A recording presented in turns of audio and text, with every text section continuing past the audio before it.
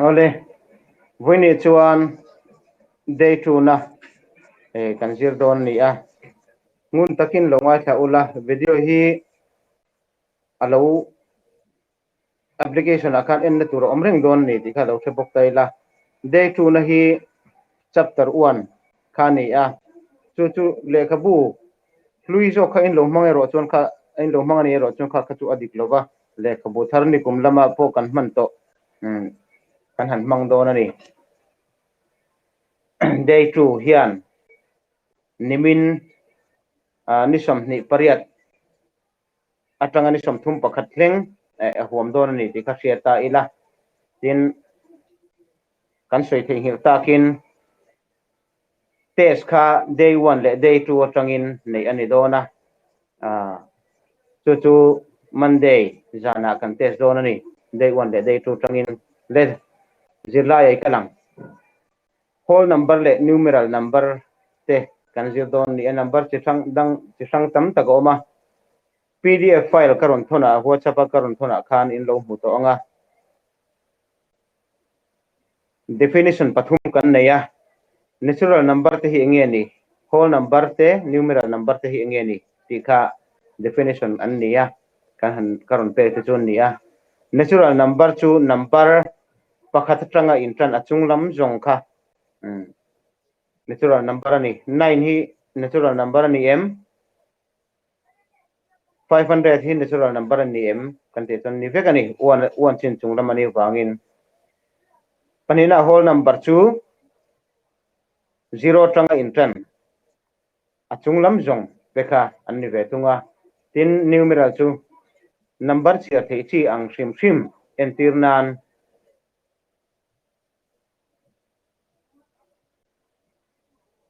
natural number le whole number jong kha all som jong in chu natural number kan hanti numeral number kan hanti te chu an niya number hi kan han chiat tha 3 2 1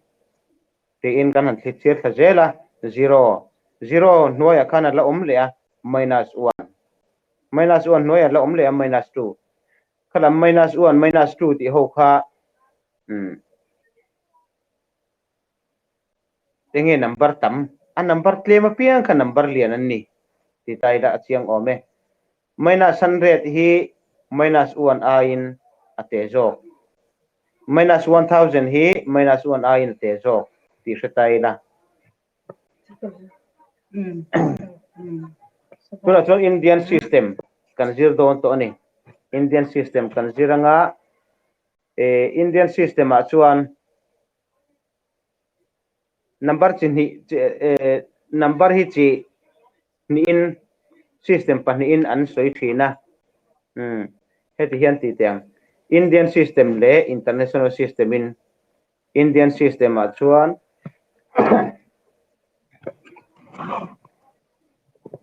1 2 3 5 6 7 hi lo li ta se india system a chuan digit to patang hian an iding lama tang khan digit to patang in chirtana khat ni thum 765 ania comma chuan 32 comma pathum digit thum ama sabera ania aduta pani khati khan number tampu le pani ti khan digit kha kal zel to ta chon comma da zel turni international a chuan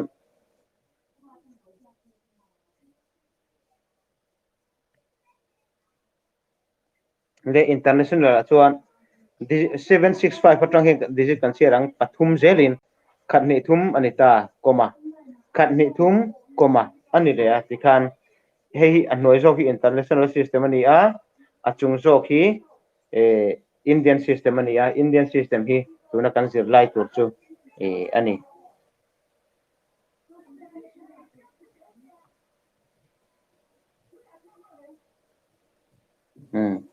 kha kan sia anga chuan achiar dan lampanga kha kan ti de tung don ni sorry ni ruk nga li sari kwa hei chata karon dang khan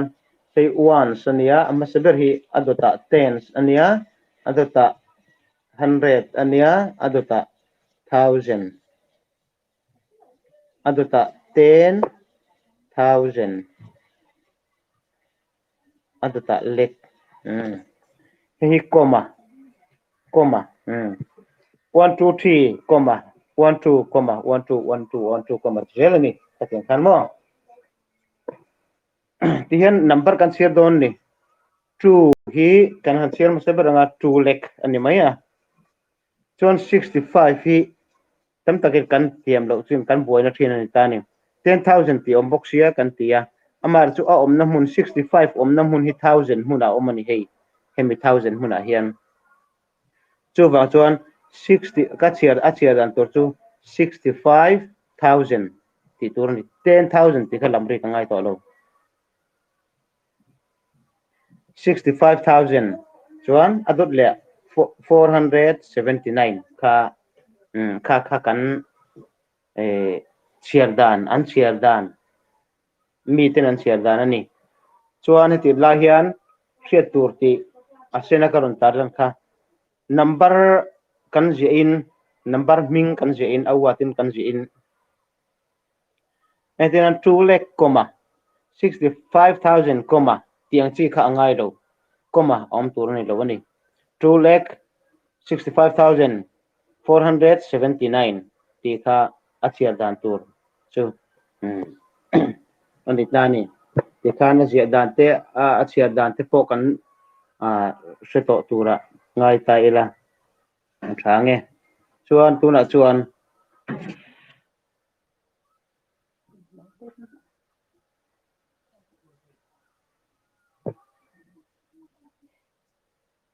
place value kha kan zir le don ni 7651 doni ta se hey ones kan ti kha hey tens ania hey 100 hey 1000 kan han ti kha ni tani ta hian 6 place value zong ro ti kha question tom tani 6 place value hetra he kan han sira pakhat pani pathum na 100 ta om ta tin ti kan mu the ni tro 100 ta oma chon ama hi 6 ania boka 100 le 6 kan punti chuan 600 ani tani chuan a place value chu 6 chau ni robin 6,000 ani 6 chau kan ti chuan a face value kan soi ti na ni 6 to a face value ania a place value chu 600 kha ani tani kha place value kan sathiam nga lang chumo tuna chuan adang kan kal leang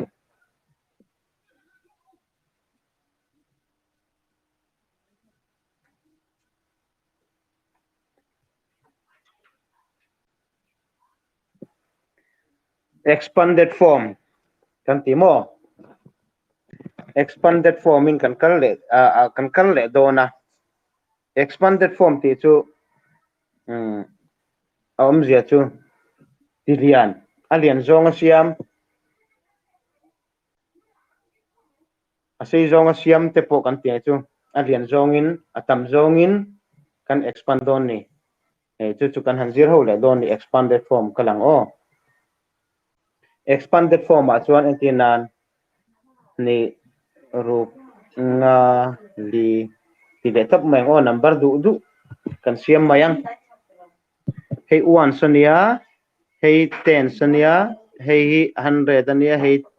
1000 ni le expanded form a chuan 200 le in khoi hmuna ngi om 1000 hmuna omani 2 hidro 2 le 1000 kan punti ranga 2000 ani mai chuan belna in kan kalanga ti hian akara hian belna da tai la kan thiam theng chuma 2000 2 le 1000 to 2000 nia 6 le 100 puntir to 600 ania plus ani le anga 5 le 10 kan puntir le anga chu tian zedin 4 le 1 kan puntir anga kha chumi jong chu answer chu long form kan tia expanded form kan tia chu anita ni hei ho hi heti hian akal ti kha hria ida kha a expanded form kan ti chu ni mai ni ti khan kan tha thiamang tro chuan textbook action chuan in nei lo ti kan hria a kan ron ti to kha kan ron post to kha a textbook kha a textbook kha kan ron post to a ka ta khan a question dang de tu na kan zir ang ni lo hi a om ta ni fill in the blanks ti te accessors ti te predecessor ti te a oma kha kan zir le don ni tu na chuan accessor chu enge ni a predecessor chu enge ni ti te po tu na chuan hemi manghian hemi emo hemi manghian fill in the blanks fill up tur alo om ta ni hemi om zia chu is hemi hi is greater than ti na nia hi chu is less than ti na ani is aina lian jok ti na te le aina te jok ti na mai ni ti chuan chu mi om zia chu mi hi chu hemi hi chu ti po ti la apani hi kan soi ko ve ve thei azum lam hemi zoom lam hian number te jok a ko khana ti kani number lian jok a ko vu thei do ti hret tur entinan pani le pasari alo om tani khonge number lian jok le khonge number te jok le a te jok kha zoom lamina ko kang ti khan kan zo der a in thugani chuan equal to kan da amaya true le true lo om ta se mo kha ni a chuan hela hian pakua a all pakhat lo ni ta sila atu ate jok hi azum hian ate jok akoka a kak zau lam hian alian jok akoka ni